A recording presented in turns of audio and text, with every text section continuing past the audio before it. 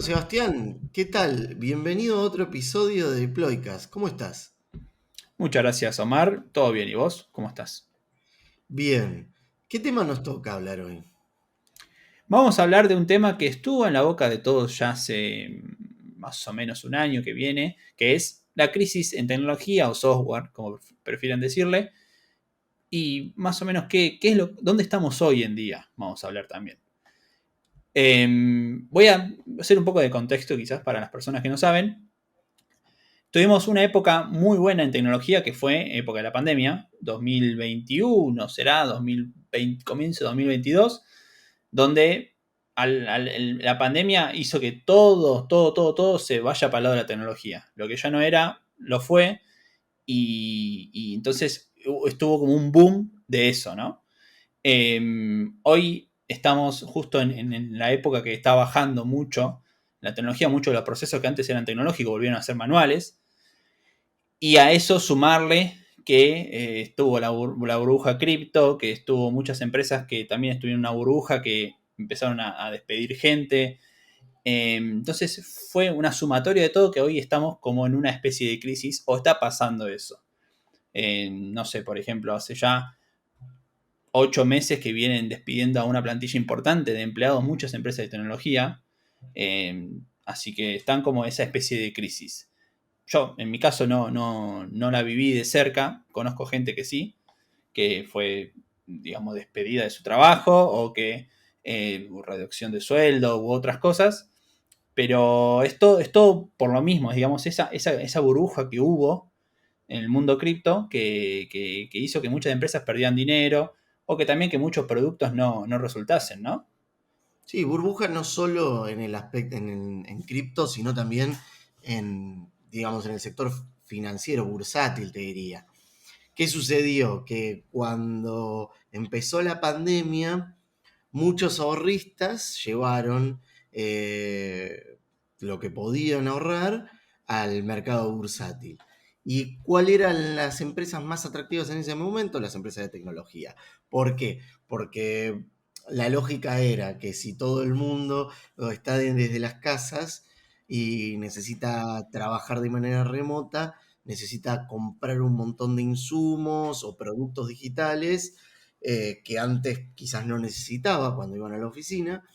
Y entonces, bueno, lógicamente, estas empresas incrementaron sus ventas, incrementaron el uso de sus productos. Una empresa que subió de manera descomunal en este periodo fue Zoom, por ejemplo, que se revalorizó un montón. Eh, Fue un clásico, digamos, de la pandemia hacer todo tipo de Sí. reuniones por Zoom. De hecho, habiendo otras plataformas como Google Meets, Microsoft Teams, digamos, como que Zoom, digamos, encontró su hueco en ese momento, más allá del uso que tenía en el sector corporativo previo. A eso hay que sumarle bancos que quebraron, ¿no? El Y Silicon eso Valley VC es un ejemplo también. vamos en orden porque eso es lo que, digamos, lo que viene en la salida de la pandemia. ¿Qué es lo que sucede? Muchos ahorristas ponen todo en el mercado bursátil. Te hablo principio de 2020, 2021. Empresas como Apple venían en alza fuerte, se le sumaban otras de tecnología relacionadas, como Tesla, por ejemplo, subió muchísimo en la bolsa. ¿Y qué pasa? De repente, todas estas empresas se encuentran con que tienen muchísimo capital por cómo están aumentando las acciones, tienen que reinvertirlo en algo. Entonces se arrancan un montón de proyectos, se contrata a mucha gente, se sobrecontrata quizás digamos, proyectos que por ahí eran chicos, contrataban más cantidad de gente de lo que necesitaban. Sí, también escuché que hay casos donde te piden, para la inversión, te piden cierta cantidad de gente contratada. Por eso también contrataban extra a veces. Bueno, hay de todo, a ver. eh, digamos, las empresas grandes, digamos, sobredimensionan los proyectos. Se entiende que, digamos, como tienen mucho capital y tienen que justificar los ingresos, tienen que tratar de transformarlo en ingresos, todo ese ingreso que está entrando por la suba de las acciones. Entonces, ¿qué vuelta le encuentran? Arrancar todo tipo de proyectos, o armar, no, digamos, contratar profesionales por demás para tratar de encarar todo tipo de temas al mismo tiempo. Y bueno, se sobredimensionan todas las empresas de sistemas y cuando cae la pandemia y cuando empieza la guerra de Rusia, cuando ciertos activos internacionales se vuelven más interesantes, cuando el precio del petróleo también sube, ahí ya estoy hablando de un tema que desconozco, no recuerdo, pero digamos, empieza a aparecer otros commodities más atractivos hacia los que la gente de repente vuelve a poner la plata. ¿No? Sí, las energías están subiendo un montón. No sé Sí. si particularmente el petróleo, pero es el caso, por ejemplo, del gas. Por eso toda la Sí, situación. el petróleo igual siempre estuvo ahí arriba, ¿viste? Como que algo nunca bajó hasta que Oscila nos quedemos mucho, sin. Sí. oscila mucho el petróleo. Pero bueno, a ver, la gente en general suele ir a lo más conservador. Entonces, ¿en qué te basás? En los últimos 5 años, ¿qué está subiendo? Las empresas de tecnología, bueno, ponen la guita en tecnología. Eso se termina, llega un ciclo gradualmente, a poquito, ya dejan de dar esa rentabilidad espectacular. Dicen, ¿qué está subiendo ahora? Energía. Pasan toda la guita a energía. O por lo menos a grandes rasgos es lo que se ve. A esto se le suman 1 millón de factores, no venimos a hablar de la bolsa ni nada por el estilo, pero digamos, es cierto que desde el año 2010 hay una alza enorme de las empresas de sistemas, hay mucho de esto de los venture capital, las empresas que te financian otras pymes, que de repente hay empresitas chiquititas que tienen una idea nada más. Y aparece una empresa arriba, ¡pum! Y los pompea con 200 millones de dólares. Y Como entonces en Silicon Valley, la serie, ¿o no? exactamente, de hecho, bueno, me parece un tópico espectacular para mencionar porque Silicon Valley, aquel que le interese, es una serie que toca muy de lleno este tema, ¿no? De cómo aparecen venture capitals que le meten guita a las empresas de sistema de acá, de allá, y ver lo que tienen que hacer las empresas para tratar de conseguir financiamiento, de ser atractivos para los inversores. Un mundo que acá en Argentina no existe o muy raro que se dé. Digamos, allá el capital sobra y hay también donde invertirlos y donde más atractivo es invertirlo es en las empresas de sistema. Entonces, por eso es que se da toda esta dinámica. La serie toca mucho de ese tema que está buenísimo, es recomendadísima la serie. Y bueno, Ahora, perdón, Omar, pero de tu punto de vista, hablando de que la crisis quizás es medio de historia pasada, por así decirlo, y ahora como que está oscilando un poco el tema de software. ¿No te pasó que recibiste menos oferta de trabajo, por ejemplo, el último año? En mi caso sí, particularmente sí. Yo quizás el principio del año pasado, recibía por semana 10, 15 ofertas de trabajo de distintas empresas. claramente veo una reducción en la oferta de los trabajos y en los salarios que se estaban ofreciendo. Porque uno venía, a medida que yo fui creciendo en mi profesión, fui viendo cómo cada vez en el mercado ofrecían cada vez sueldos más altos. No estamos hablando del sueldo de acá en Argentina, ¿no? Digamos, los sueldos en pesos que van persiguiendo la inflación, sino dolarizándolo y evaluando los sueldos internacionales, ¿no? Ver cómo cada vez los programadores iban ganando cada vez más plata. Eh, bueno, nada, sí, es notorio cómo cayó la oferta de trabajo, cómo cayeron los sueldos. ¿Qué pasó? Vos mencionaste algo antes, quebró el banco de Silicon Valley. Sí. Los bancos dependían, bueno, de los bonos emitidos por el Estado, bla, bla, bla. Cuestiones que no vienen al caso, pueden ir a ver las noticias de por qué sucedió eso. Van a encontrar gente más capacitada que nosotros también.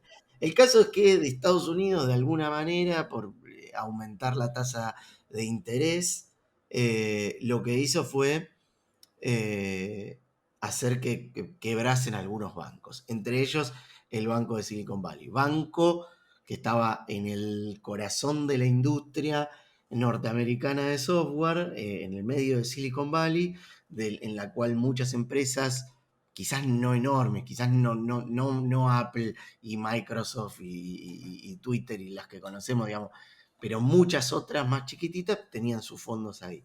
Y un poco que se mueven a la quiebra.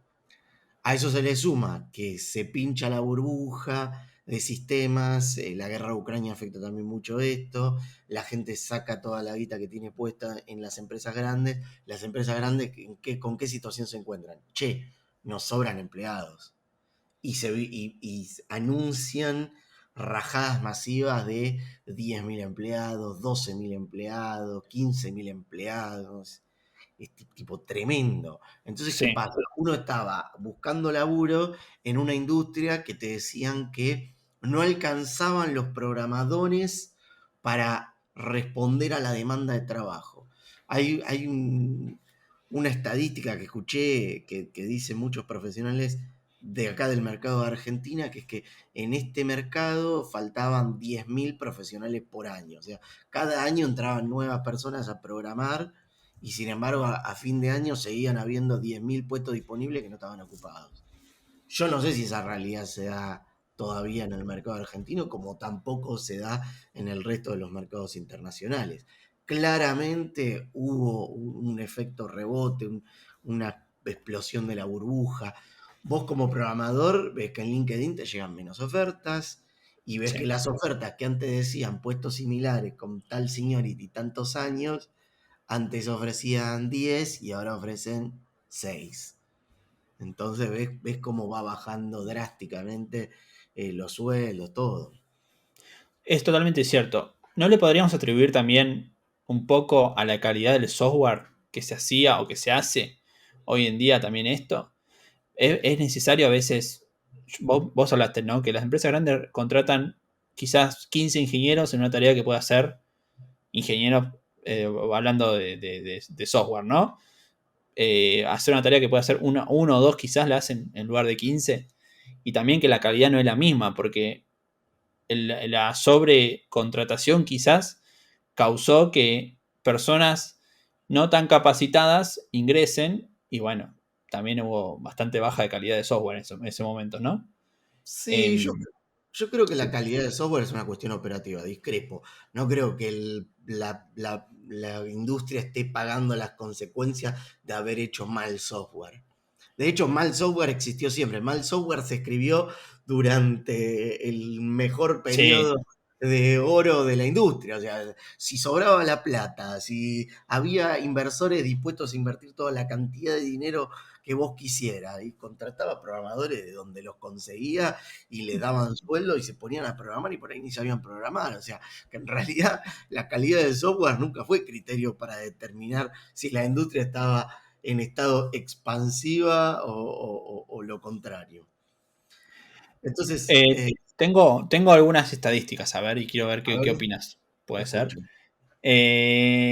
Deloitte tiró que el 75% de los proyectos de software empresarial fallan debido a la falta de comprensión de los requisitos del proyecto. Mira. ¿Para vos qué es verdad o no? No, bueno, pues, a ver, de ellos tienen más data que yo no tengo. Puede Bueno, ser. pero en tu experiencia, mirá, ¿no te ha pasado entrar con analistas que quizás Sí, nada, no analizaban bien, por así decirlo la palabra, ¿no? Es como que no te bajaban los requerimientos bien y terminabas haciendo un proyecto de 6 meses, terminabas haciendo de 2 años. ¿No, nunca te pasó eso? sí, seguramente. Me ha pasado personalmente. Me ha pasado de estimar un proyecto que yo creí que lo terminaba en 3 meses y me terminaba tomando Sí, un año. sí, a mí Estimar también. es Sí. la tarea más difícil que tiene esta industria, porque tiene que contemplar contratiempos y para hacerlo se usan criterios estadísticos que no sé ni siquiera si es correcto usarlo. O sea, También, sí. si hasta acá tardé tanto tiempo en hacer esto, repetir esta tarea 10 veces más me va a tomar esto por 10. Y está muy lejos eso de la realidad, incluso agregándole como un poquitito de colchón para decir, y por las dudas esto. Tiene mucho sí hay vuelta esta industria. Y el análisis va de la mano con esto, ¿no? Y también es una de las cosas Totalmente, más bueno, complicadas de hacer, porque analizar básicamente todo. Si se analiza mal, ya de por sí la estimación está mal. Y ya después todo lo que viene adelante está todo mal. Pasa exactamente. bastante seguido. Otra estadística más. Dice que según un estudio de CAS Software, en 2018, el 69% del código de software en aplicaciones empresariales contiene vulnerabilidades de seguridad. Bueno, Sí, de vuelta, cuestión operativa. Yo no creo que estas cuestiones operativas que vos estás mencionando sean la consecuencia de que la industria esté en recesión. Que tampoco sé si está en recesión la industria. Yo creo que se desaceleró el crecimiento, hubo un stop, una pausa, digamos, se bajó de la locura en la que venía Sí. y ahora de a poquito se empieza a normalizar la economía norteamericana y ves que también empiezan a llegar más ofertas. Fue un momento pico que hubo que fue impresionante, que fue lo del año pasado, ¿no? Que fue como Sí, hace 2 años, ¿no? El año pasado, hace dos sí, de años. la fecha que estamos grabando esto, un año hacia atrás. Que estamos en julio de 2023. Desde julio de 2022, te diría que por lo menos el mercado viene achicándose fuerte. Quizás un poco menos incluso, ¿eh? Quizás Sí. más para fines de 2022, más para noviembre, más para octubre de 2022 hasta la fecha actual. Que fue un periodo largo y que se notó. Yo, como digo, desde mi punto de vista de programador, se recontra sintió como había caído la oferta. Mira, sí, yo en mi caso también lo he sentido por las ofertas, porque estás acostumbrado, yo abro LinkedIn cada tanto para ver a ver qué cosas nuevas hay, muchas veces ofertas. Siempre intento contestar a todo el mundo, pero a veces antes era tremenda la cantidad que había, quizá en la primera semana y tenía 50 mensajes de personas que me estaban buscando una entrevista. Eso fue el año pasado. Hoy el número disminuyó abismalmente, mucho, para mí demasiado, pero sigue habiendo mucha oferta de laburo. No es Sí, que te digo, no, no, no hay. Es más, aún tengo la posibilidad de hacerme el exquisito y decir, esta empresa no, esta empresa sí, esta empresa no, y me ofrecen cosas bestiales. Pero bueno, antes era muy superior el nivel. Y nada, se ve que estamos mejorando igual porque yo siento que de acá hace un mes y medio, voy recibiendo cada vez más ofertas. sí. Sigue habiendo mucha inversión. En la empresa que estoy actualmente le va a estar yendo muy bien, por suerte. Entonces, nada, yo creo que de a poco va repuntando todo y ver a ver qué nos espera en el horizonte. Sí, Eh, hay algo que no estamos analizando igual porque estamos sesgados por una perspectiva. Tanto vos como yo, somos programadores que tenemos un gran añar de experiencia. Ahora, lo que también se vio altamente afectado fue la demanda en los escalones más bajos para programadores juniors y trainees. El primer laburo siempre es difícil en esta industria y en los últimos meses fue todavía más difícil para aquellos programadores que querían salir a buscar su primera experiencia, porque ya lo mencionamos en otro capítulo, hay mucho bootcamp que capacita en tecnologías como, no sé, React y Node, y se llena de especialistas, juniors, especialistas entre comillas, ¿no? Juniors de estas tecnologías, y la industria es mucho más diversa que estas opciones. Entonces, de repente buscan un programador C Sharp, Java, Kotlin, Perl, claro, Dart, no sé, algún lenguaje raro por ahí. Digamos, la industria, digamos, tiene cierta mayoría, seguramente estudiar JavaScript te va a abrir muchísimas puertas, pero hay mucho laburo de otros lenguajes de programación. Hoy está muy de moda Python, pero no sé si Python es lo que más demanda tiene en el mercado. Es un lenguaje que todo el mundo cuando arranca a programar dice, bueno, voy a empezar estudiando usando este lenguaje. Después no sé si eso hoy te da una enorme cantidad de salida laboral. Y de repente algo muchísimo más especializado como Java para hacer backend, sabemos que tiene una demanda enorme, la tuvo hace años y hoy la sigue teniendo. Entonces, así como bajó la demanda de programadores con muchísima experiencia, que aclaremos, es como el nicho que más demanda tiene. El que no tiene tanta demanda es el de programadores que están arrancando, porque la es, empresa que los contrata no se quiere comer el fiago de tener que capacitarlos. es muy Eh, cierto eso que decís, ¿eh? Ellos la vieron Porque más cruda, en este periodo. sí, sí, es muy cierto eso que decís porque eh, justo este periodo no, pero el periodo del año pasado, que todavía estaba medio el boom, abrimos una oferta de trainee JavaScript y tuvimos que cerrar la oferta porque yo había postulado a 1.500 personas. Es una bestialidad total para la cantidad de currículum que hay que revisar y ver a ver cuál es la Imposible. persona más idónea para el puesto, ¿no? Entrevistar 1.500 personas es una bestialidad que no se puede hacer nunca. Bueno, Eh, hablando de cómo está la sí, industria en este momento, es imposible no mencionar que para conseguir el primer laburo hay que pasar por una picadora de carne. sí, Hay que salir a competir contra 1500 tipos por el mismo puesto. Una vez que entraste, después te empezás a manejar como pez en el agua, va todo fluyendo. Conseguís años de experiencia, te quedás un rato en un laburo, vas capacitándote cada vez en más cosas. Un poco que por ahí trabajaste 10 años en Java y te llega una oferta de Kotlin y no tenés nada de experiencia de Kotlin, pero dicen, bueno, son dos lenguajes que corren adentro de la JVM, es similar, y de repente te podés conseguir laburo de otra cosa. O sea, cuando vos ya estás en esta industria, ¿qué es lo que quiero decir? Te vas acomodando. Porque la experiencia que tenés no te la saca nadie, porque parte es reutilizable para otras tecnologías, pero dar ese primer salto y poder meterse en la industria es lo más difícil que hay. Eh, exactamente, exactamente. Es complicado, es lo más complicado. Yo por suerte logré entrar de pura suerte acá a la industria, pero bueno, nada, es súper complicado. Bueno, Omar, cerramos acá. Muy buen episodio, me gustó mucho. ¿La sí, pasaste me bien? gustó mucho charlar con vos, Seba. Excelente, excelente. Bueno, nos vemos la próxima. Será la próxima entonces. Les mando un abrazo, nos vemos.